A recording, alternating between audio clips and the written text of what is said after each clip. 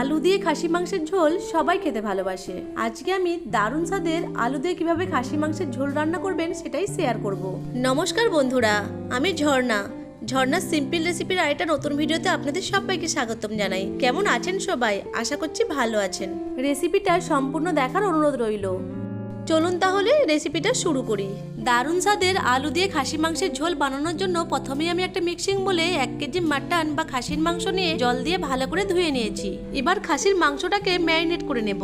ম্যারিনেটের জন্য মাংসের মধ্যে দিয়ে দিচ্ছি স্বাদ মতো লবণ, 1 চামচ হলুদ গুঁড়ো, 1 চামচ কাশ্মীরি লাল লঙ্কার গুঁড়ো, হাফ চামচের থেকে একটু কম গোলমরিচের গুঁড়ো, 1 চামচ কাঁচা লঙ্কা বাটা, 2 চামচ আদা রসুন বাটা,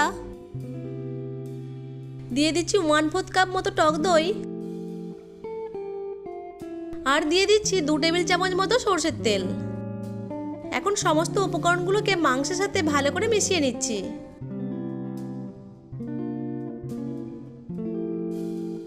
সব উপকরণগুলোকে মাংসের সাথে ভালো করে মিশিয়ে নিয়েছি। মাংসটা ম্যারিনেট করে 1 ঘন্টা মতো রেস্টে রেখে দেব, যাতে সব মশলাটা মাংসের মধ্যে ভালোভাবে ঢুকে যায়।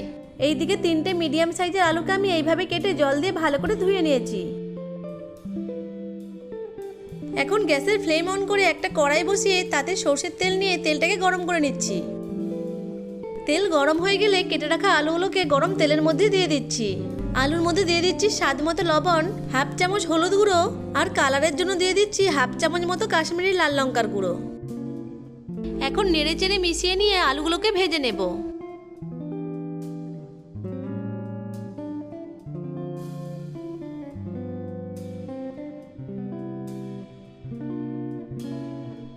ভাজতে ভাজতে আলুগুলোর মধ্যে হালকা একটা কালার চলে এলে আলুগুলোকে তেল ঝরিয়ে তুলে নেব।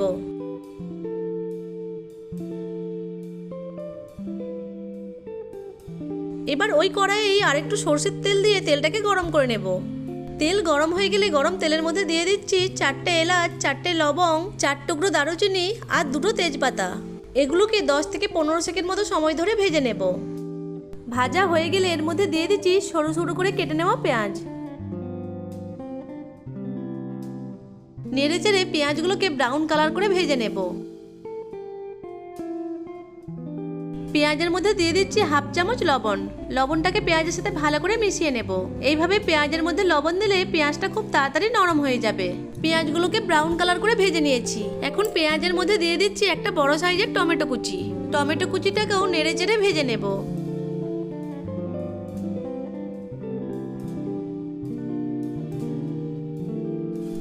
পেঁয়াজ কুচি আর টমেটো কুচিটাকে ভালো করে ভেজে নিয়েছি। এখন এর মধ্যে দিয়ে দিচ্ছি 2 চামচ আদা রসুন বাটা আর 2 চামচ কাঁচা লঙ্কা বাটা। ঝালটা আপনারা আপনাদের প্রয়োজন মতো দেবেন।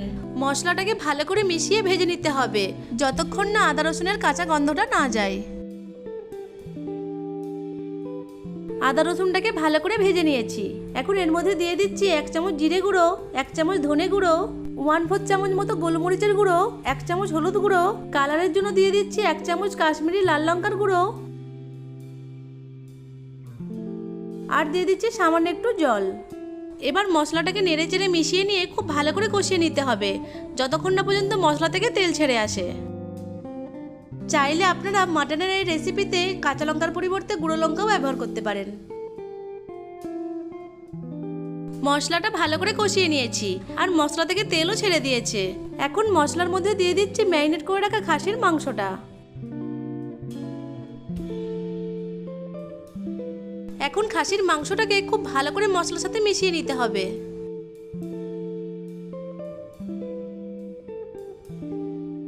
এখন এর মধ্যে দিয়ে দিচ্ছি যে পাত্রে মাংসটা রেখেছিলাম সেই পাত্রটি ধোয়া অল্প একটু জল। এখন নেড়ে চেড়ে মিশিয়ে নিয়ে মাটনটাকে খুব ভালো করে কষিয়ে নেব, যতক্ষণ না পর্যন্ত মাটনের মধ্যে জলটা শুকিয়ে গিয়ে তেল ছেড়ে আসে।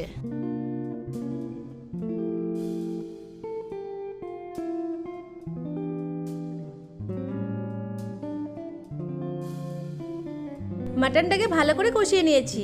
দেখুন মাটন থেকে তেলও ছেড়ে দিয়েছে। এরপর এর মধ্যে দিয়ে দিচ্ছি ভেজে রাখা আলুগুলোকেও নেড়ে চেড়ে মশলার সাথে মিশিয়ে নিয়ে একটুক্ষণ সময় ধরে কষিয়ে নিচ্ছি। আলুগুলোকেও ভালো করে কষিয়ে নিয়েছি। এখন এর মধ্যে দিয়ে দিব পরিমাণ মতো গরম জল। জল দেওয়ার পর ভালো করে মিশিয়ে নিচ্ছি।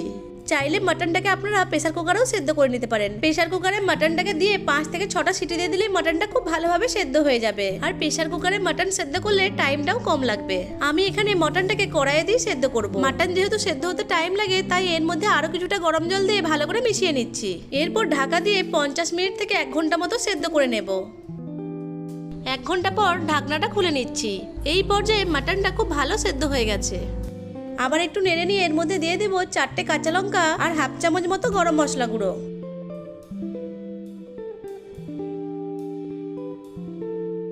গরম মশলা গুঁড়োটাকে মিশিয়ে নিয়ে আরো 1 মিনিট মতো রান্না করে নেব। 1 মিনিট পর গ্যাসের ফ্লেমটা অফ করে দেব। দেখুন কত সহজেই তৈরি হয়ে গেল দারুণ স্বাদের আলু দিয়ে খাসি মাংসের ঝোল।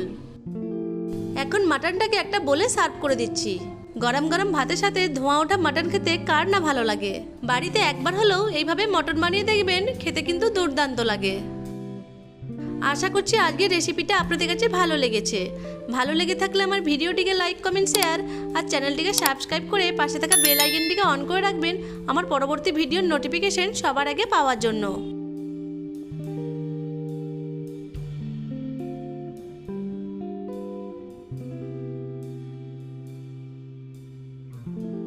ভিডিওটা প্রথম থেকে শেষ পর্যন্ত দেখার জন্য আপনাদেরকে অসংখ্য ধন্যবাদ।